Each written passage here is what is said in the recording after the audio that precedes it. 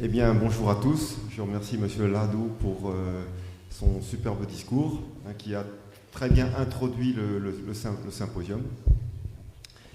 Et donc, je suis Jean-Marc Robin, le créateur du concept de ce symposium. Et je remercie le professeur pour avoir accepté de monter ce symposium dans cette faculté. Voilà, merci beaucoup. Donc nous allons attaquer tout de suite les conférences. Donc la première conférence est une conférence d'introduction pour vous présenter le concept en fait, de surpoids et d'obésité et quelles sont les nouvelles visions du surpoids qui aujourd'hui apparaissent à la lumière des nouvelles publications scientifiques. Donc déjà, quel est le surpoids? Alors, la plus ancienne définition utilisée était celle qui prenait en compte l'IMC, l'indice de masse corporelle, qui est le poids sur la taille au carré. Et selon qu'on soit asiatique ou caucasien, on avait des critères d'IMC qui étaient différents entre poids, surpoids, obésité modérée, obésité sévère et obésité massive, avec un IMC qui grimpe progressivement. Voilà. Donc le surpoids, ici vous voyez dans la courbe, en fonction de l'IMC, pour l'homme et les femmes, on voit que les hommes ont des IMC beaucoup plus élevés globalement que les femmes, avec des pics à 22 pour les femmes et des pics à 25-26 pour les hommes. Ce qui veut dire qu'il y a beaucoup de personnes en fait, qui sont en surpoids. Mais l'IMC, bien qu'étant très couramment utilisé, en fait, n'est pas le bon reflet de la masse grasse, car pour un même IMC, la masse grasse des Polynésiens est moindre que celle des Caucasiens, moindre que celle des Asiatiques, et bien sûr, celle des sportifs est moindre que celle des sédentaires. L'IMC n'est pas un bon marqueur du risque de mortalité. Le risque de mortalité cardiovasculaire reste inchangé pour un IMC de moins de 28 et de plus de 23. Donc, ce n'est pas un bon marqueur. Tandis que la répartition abdominale des graisses est prédictive de la mortalité coronarienne. Pour un même IMC, la composition corporelle évolue avec l'âge, parce que la masse grasse augmente de 10 kg entre 25 et 50 ans, tandis que la masse maigre diminue. Donc, à mon avis, la bonne définition de l'obésité, c'est un excès de masse grasse ayant des conséquences somatiques et sociales de plus de 15% du poids corporel chez l'homme et de plus de 25% du poids corporel chez la femme. Et vous voyez ici les IMC évoluant chez les femmes et chez les hommes en fonction de l'âge en bas, montrant que, alors que le marqueur important d'évaluation, c'est la masse grasse et principalement la masse grasse abdominale. Alors comment mesurer ça de manière clinique simple? C'est d'évaluer tout simplement le rapport taille sur hanche. Alors on peut mesurer la circonférence de la taille, c'est le périmètre mesuré à mi-distance entre l'épignac antéro-supérieur et le rebord costal de la ligne médio-axillaire. On dit qu'il y a surpoids pour l'homme quand la circonférence de la taille est comprise entre 14 et 100, et entre 80 et 90 pour la femme. On dit que l'homme est obèse pour une circonférence de taille supérieure à 100 et supérieure à 90 pour la femme. Le tour de hanche, c'est le grand périmètre mesuré au niveau des grands trochantères. Et on dit qu'il y a surcharge adipose abdominale modérée pour l'homme, quand le rapport taille sur hanche est compris entre 0,95 et 1, et pour la femme, entre 0,80 et 0,9. Et il y a déjà à peu près, il y a 15% des hommes, c'est en France, qui sont en surcharge adipose abdominale, et plus de 25% des femmes. On dit qu'il y a surcharge abdominale élevée quand le rapport taille sur hanche est supérieur à 1, et ça se produit chez plus de 26% des hommes, et taille sur hanche supérieure à 0,9 chez 26% des femmes. Donc ça, c'est un des marqueurs les plus pertinents, simples et cliniques. Après, on verra d'autres marqueurs demain, utilisant des appareils qui sont notamment l'impédance-métrie, pour mesurer la composition corporelle, pour avoir une composition corporelle exacte en termes de masse grasse et en termes de masse maigre. Alors comment on peut arriver le surpoids? Alors le surpoids, il évolue par plusieurs phases, en fait.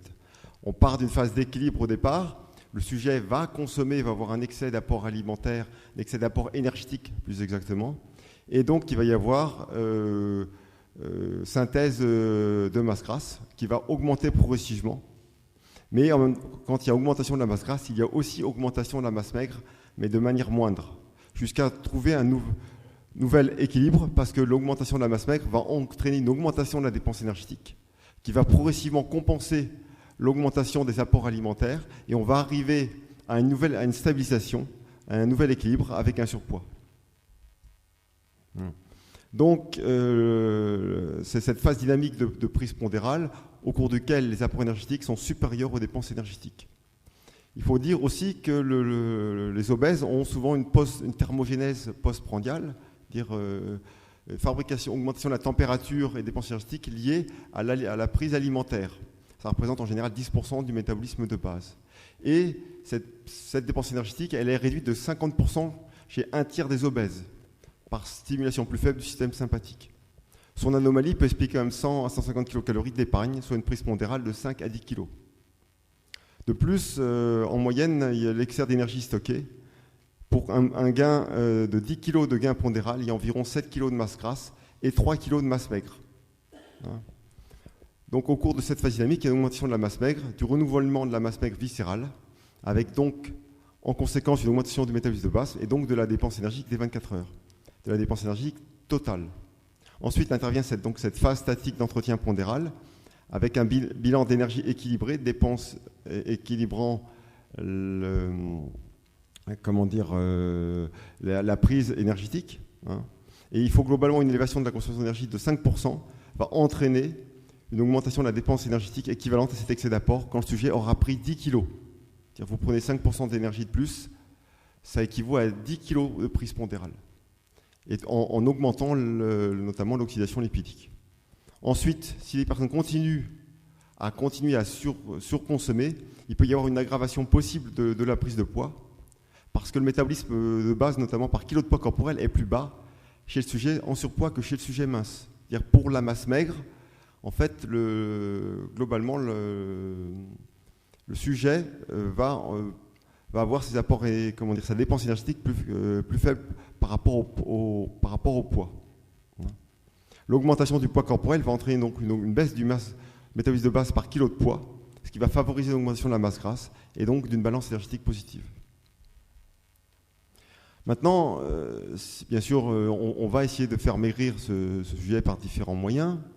Sous régime restrictif, on va entraîner une baisse de masse grasse, de masse maigre, avec une baisse de la dépense énergétique. Le problème, c'est qu'à l'arrêt du régime, le gain, souvent, il y a reprise de poids. Et il faut savoir que le sujet qui a été amaigri, comme vous voyez dans le schéma, eh bien, l'obèse amaigri, souvent, a une masse maigre plus faible. C'est-à-dire que malheureusement, quand il a maigri, il a perdu de la masse grasse et la masse maigre, mais il a perdu plus de masse maigre qu'il en a gagné au cours de son surpoids. Ce qui fait qu'il se retrouve avec un métabolisme de base total plus faible. C'est-à-dire qu'en mangeant autant qu'avant de prendre du poids, il va reprendre du poids, malheureusement. Et de plus, ça va entraîner donc une hyperphagie réactionnelle qui va persister tant que la masse maigre n'a pas retrouvé son niveau, alors qu'un excès de masse grasse a pu s'accumuler. Donc les post-obèses ayant retrouvé un poids normal ont un métabolisme de base ajusté pour la masse maigre de 3% plus bas que des témoins n'ayant jamais été obèses. Et l'obésité, on obtient des gens qui ont fait plusieurs régimes, on appelle ça de l'obésité sarcopénique, c'est-à-dire que c'est un excès pondéral avec un déficit de masse maigre qui engendre un métabolisme de bas. Moi, il m'est arrivé avec des personnes qui venaient voir dire voilà, je suis très fatigué, je voudrais maigrir, et moi je refuse de les faire maigrir. Je dis madame, il faut d'abord reprendre du muscle, et après on peut vous faire maigrir. Parce que sinon, vous allez aggraver la situation. Donc c'est vrai qu'il y a des recherches aujourd'hui qui est difficile de l'homéostasie énergétique. On parle d'un ponce d'Aérostat qui représente une valeur consigne réglée pour la masse grasse. On verra, est-ce que ça existe vraiment. La question sera traitée par le professeur Schreiby. Et toute augmentation des dépenses énergétiques tend à être compensée par une élévation de la prise alimentaire, ce qui est logique. Mais malheureusement, les mécanismes régulateurs combattent avec beaucoup plus d'efficacité les déficits que les excès du bilan d'énergie. Lors de la restriction calorique, il y a une adaptation de l'organisme qui va réduire la dépense énergétique globale. Et cette adaptation se fait beaucoup moins bien quand il y a un surpoids, quand il y a une surcharge alimentaire. Donc, ce qui est important, c'est l'évolution de la masse grasse. Cette évolution elle est dépendante du rapport oxydation-stockage. toute oxydation préférentielle d'un macronutriment tend à diminuer celle des autres pour une même consommation d'énergie. C'est très important. Par exemple, l'oxydation des lipides et des glucides, des glucides plutôt et des protéines, est fonction des apports en glucides et protéines. Ce qui n'est pas le cas pour les lipides, puisque l'oxydation des lipides résulte de la différence entre les besoins en énergie et l'énergie fournie par l'oxydation des glucides et des protéines et de l'alcool. Donc les sujets qui oxydent le mieux les glucides ont 2,5 fois plus de risque de prendre du poids que ceux qui oxydent le mieux les lipides. Donc, on voit, et qu'est-ce qui va faire qu'on va oxyder le mieux les glucides? C'est le fait qu'on va consommer plus d'oxydes, puisque toute oxydation préférentielle de macronutriments diminue. Plus vous consommez de glucides, moins vous oxydez de lipides, et plus vous allez donc favoriser la prise de poids. Les réserves énergétiques en protéines sont finement régulées. Les réserves glucidiques, c'est sous forme de glycogène, elles sont faibles, 500 grammes. Par contre, les réserves de lipidiques, elles peuvent être de 15-25 kg, voire beaucoup plus pour des sujets pesant plus de 100 kg et plus. Alors, quels sont les différents facteurs de risque? Là, en fait, nous allons traiter ça un peu toute la journée. Et certains sont mis en valeur. Moi, je vais vous présenter l'ensemble des différents facteurs de risque qui existent. Il existe des facteurs génétiques, mais l'IMC et la graisse sous-cutanée, ça représente seulement 5% d'irritabilité, ce qui n'est pas énorme. La masse grasse totale, la distribution du tissu adipeux, 25% d'irritabilité. Mais le facteur le plus important, irritable, c'est le métabolisme de base et la thermogénèse postprandiale. C'est 40% d'irritabilité. C'est-à-dire que vous avez des populations entières qui sont faites pour vivre, entre guillemets, dans des milieux où il existe des famines. Par contre, quand ces sujets-là sont transportés dans des villes, eh bien, ils deviennent obèses parce qu'ils ne sont pas adaptés du tout à une surconsommation alimentaire. Ils sont adaptés à un peu, si vous me permettez l'expression, à des situations de famine. Ils survivent. Donc, on s'est aperçu que la prise de poids de jumeaux homozygotes est parfaitement corrélée. Et plusieurs gènes favorisent l'accumulation de masse grasse chez certains individus en présence d'un mode de vie sédentaire. C'est des gènes notamment de certaines populations. Ça existe chez les Polynésiens, ça existe chez les Indiens Pima, voilà, il y a pas mal d'exemples. Et puis il y a des facteurs épigénétiques, ça a été démontré notamment en Angleterre, où il y a une modification de l'expression génétique de la conception, notamment qui peut être liée à la sous-alimentation. Et notamment, ça peut se faire au niveau des gamètes. Et puis il peut y avoir aussi des conditions intra-utérines et postnatales au cours du développement qui peuvent favoriser le surpoids à l'âge adulte. Et enfin, il y aura tout un sujet traité cet après-midi, ou plutôt demain, sur l'effet des polluants organiques persistants. Ces polluants, ils ont un rôle préconceptionnel dans la formation des gamètes. Ils peuvent déjà modifier les aspects génétiques. Ils peuvent intervenir lors de la conception jusqu'à l'âge adulte, pendant la grossesse. Ils ont des effets œstrogéniques-like. Ils sont ingérés avec les graisses. Ils sont stockés dans le tissu adipeux et ils sont relargués lors de l'amincissement. On verra leurs effets seront traités demain. En plus, c'est vrai qu'il existe un déséquilibre important de la consommation alimentaire en acides gras polyinsaturés. Une surconsommation d'acides gras saturés, voire polyinsaturés trans, et il existe plusieurs polyinsaturés trans. Le professeur Schmitt nous en parlera. Il existe aussi une surconsommation d'acide linoléique présent dans l'huile de tournesol, une surconsommation d'acide arachidonique qu'on trouve dans les viandes de bœuf et les produits laitiers. Par contre, il y a une consommation très insuffisante d'acide alpha-linolénique, qu'on trouve par exemple dans l'huile de lin et de colza, et très insuffisante d'EPA et de DHA, qui sont des acides gras à longue chaîne qu'on trouve dans les poissons des mers froides. Voilà. Et qui sont alors pareil, ce sujet sera traité aussi cet après-midi. Alors, la question c'est, certains disent, est-ce qu'il faut plutôt réduire les lipides ou plutôt réduire les glucides quand il faut faire régime? Eh bien aujourd'hui, il y a plusieurs réponses qui disent que si on tête un régime appauvri en lipides versus un régime appauvri en glucides, pour le même appauvrissement énergétique, eh bien, on s'aperçoit que la perte de poids sous régime appauvri en glucides, elle est plus importante, elle est de 8,5 kg par exemple, versus 4 kg, donc elle est 2 fois plus importante sous régime appauvri qu'un régime appauvri en glucides. Et la perte de masse grasse sous régime appauvri en glucides est 2,5 fois plus élevée que sous régime appauvri en lipides. Et en plus, ce régime est très efficace à long terme par rapport à un régime un glucide est beaucoup plus efficace qu'un régime pauvre en lipides. Le rôle de l'alcool, alors bien sûr, le rôle de l'alcool réduit la compensation énergétique. C'est-à-dire, compensation énergétique, c'est l'adaptation de l'apport énergétique en fonction de la prise d'alcool. C'est-à-dire, est-ce que vous allez réduire le fait, si vous prenez un alcool en apéro, par exemple, est-ce que vous allez réduire votre quantité de repas? Eh bien non. Et donc l'oxydation de l'alcool se fait aux dépens de l'oxydation des lipides, ce qui va favoriser le stockage des graisses. Enfin, vous pouvez, dans les aliments riches en glucides, il y a deux grands types. Il y a ceux qui ont un indice glycémique élevé et ceux qui ont un indice glycémique faible. Je prends un indice glycémique élevé, le type, par exemple, c'est le pain blanc, le sucre, et un indice glycémique faible, les lentilles, les pois chiches, voilà. Donc les glucides, les aliments complets. Et donc l'alimentation à indice glycémique faible a un effet, élevé, a un effet cétogène beaucoup plus faible. Ça augmente l'hyperglycémie postprandiale, ça augmente l'hyperinsulinisme. Et donc la perte de poids sous régime index glycémique faible est plus importante que sous une perte de poids sous régime hypolipidique. Donc encore une fois, mieux vous gérez vos glucides, plus vous perdez facilement de poids.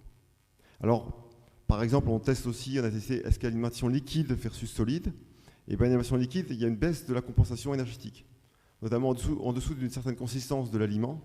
Les repas dépendent plus des mécanismes de régulation hydrique que de ceux impliqués dans la régulation énergétique. Donc l'apport énergétique sous forme liquide est mal pris en compte par l'organisme. Ça entraîne une baisse du rassasiement par rapidité d'ingestion et absence de mastication. La consommation énergétique totale chez les enfants qui consomment des boissons sucrées est supérieure de 10% à celles qui n'en consomment pas. Chaque verre de boisson sucrée consommé quotidiennement augmente de 60% le risque de développer une obésité. Et en particulier les verres de soda. Alors, autre facteur de surpoids, les régimes hypolipidiques. Les régimes pauvres en lipides vont donc entraîner des déficits en vitamines liposolubles et en oméga 3 qui peuvent être à l'origine de blocage des processus d'amaigrissement.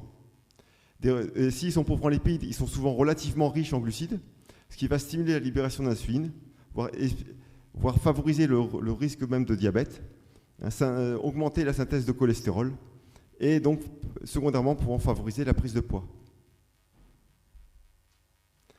Autre facteur, une faible activité physique. Le niveau d'activité physique est plus faible chez les obèses. Il y a à peu près 4,5% des hommes et 50% des femmes qui n'ont pas le niveau d'activité physique conseillé. On a une population malheureusement qui est devenue de plus en plus sédentaire. Les activités de la vie quotidienne, telles que marcher ou aller au travail en vélo, sont inversement corrélées au gain de poids après 5 ans de suivi. Le risque de surpoids augmente si le niveau d'activité physique est inférieur à 1,80. Et il est réduit si la dépense énergétique par l'activité physique est de plus de 1500 à 2000 kcal par semaine, ce qui n'est pas énorme. Et si l'activité physique baisse, il y a un risque de surpoids. Si l'activité physique elle est en moyenne de plus de 1,5 heures par semaine. Donc il faudra au moins faire 1,5 heures par semaine d'activité physique, ce qui est vraiment faible. C'est le minimum. La baisse du temps d'exposition à la télévision de 21 heures à 3,5 heures par semaine, avec arrêt des prises alimentaires extraprandiales, notamment pendant la télévision, on réduit de 1,4 kg sur 4 ans versus une augmentation de 1,4 kg. Moi, je rêve d'une télé qui s'allume quand on pédale devant. Voilà. Bon. Donc, le surpoids d'origine, il peut y avoir aussi un surpoids d'origine psychologique, avec une obésité constitutionnelle. Il y a des familles d'obèses où la nourriture est source de vie et l'appétit signe de santé. On peut aussi avoir une obésité réactionnelle d'origine psychogène, qui est une manifestation somatique tenant lieu de l'expression de la souffrance psychologique. Et enfin, on peut avoir une résistance psychosomatique à l'amaigrissement. On voit ça dans le cadre des médicaments aussi. Il y a un suivi scrupuleux du régime avec contention pulsionnelle et émotionnelle, déni de soi avec dissimulation de la détresse et de l'envie naturelle de manger pour ne montrer que leur soumission. Donc là, c'est des causes psychogènes. Enfin, les autres facteurs de surpoids plus modernes qui seront détaillés demain sont les allergies alimentaires de type 3. Les trophallergènes les plus courants sont les aliments les plus abondamment consommés. Produits laitiers de vache, céréales contenant du gluten, blé, seigle et orge notamment. Et la suppression des trophallergènes entraîne une perte de poids sans restriction calorique. Autre facteur important, Et là, j'ai un docteur qui va venir de Belgique pour nous parler ça demain matin à 8h30. Donc c'est une conférence très très importante parce que c'est vraiment l'avenir du surpoids va passer aussi par la flore intestinale, hein, puisqu'il existe une flore intestinale qui va favoriser le surpoids versus une flore intestinale qui favorise la minceur. Les souris obèses qui sont colonisées par la flore bactérienne de souris saines mangent 29% de plus que leurs congénères et pourtant ont 42% de graisse en moins. Donc comme quoi, l'apport alimentaire peut être modulé par la flore intestinale. Ces souris obèses, quand elles retournent dans un environnement contaminant, elles mangent moins et prennent jusqu'à 60% de poids en plus, uniquement en ayant changé la flore. De plus, il existe une endotoxémie bactérienne lors du surpoids, qui est responsable d'une inflammation intestinale. Donc tout porte à croire que tout se passe dans l'intestin et que certaines bactéries bloquent l'expression d'une protéine connue sous l'acronyme de FIAF, facteur adipocytaire induit par le jeûne. Or, cette protéine est largement impliquée dans le stockage de la graisse. Donc ça, c'est quand même important. Ces endotoxines bactériennes vont complètement modifier le métabolisme et stimuler la prise alimentaire. De plus, les facteurs plutôt environnementaux, la diète occidentale non méditerranéenne, plus la diversification alimentaire est importante, plus le surpoids est élevé. Parce qu'il existe une surconsommation d'aliments transformés et une faible consommation de fruits et de légumes et de produits de la mer. Donc en conclusion, on peut dire qu'en fait, on pourrait considérer la surcharge pondérale ou l'obésité comme une maladie inflammatoire intestinale chronique. Une maladie inflammatoire avec allergie alimentaire et endotoxémie bactérienne qui va entraîner un stress oxydant chronique, une stimulation de l'appétit, une surconsommation d'aliments sucrés, une dépression avec baisse de l'estime de soi. Pourquoi ? Parce que les endotoxines passent la barrière hémato-ménagée et peuvent entraîner des changements de comportement alimentaire et entraîner des troubles psychologiques. Ça peut entraîner une asthénie chronique, voire des déficits immunitaires. Ça va donc entraîner une inefficacité des régimes de restriction calorique, voire une reprise de poids importante à l'arrêt du régime. D'autant que si on consomme dans la restriction calorique des aliments pour lesquels le sujet est allergique, on va aggraver l'inflammation et l'allergie alimentaire. En plus, cette maladie inflammatoire intestinale chronique survient dans le cas d'un environnement défavorable, une pollution chimique avec des polluants organiques persistants, une mauvaise qualité technologique des aliments, aliments transformés à index glycémique élevé, aliments liquides contenant des additifs stimulant la consommation alimentaire, pauvreté en vitamines, minéraux et polyphénols, et carence en acides gras polyinsaturés oméga 3. Là-dessus, en plus, la sédentarité, qui n'arrange rien, avec une activité physique réduite au minimum, l'homme vit-il comme un animal en cage, il passe de la maison à la voiture pour repasser à la maison et ne marche plus, etc.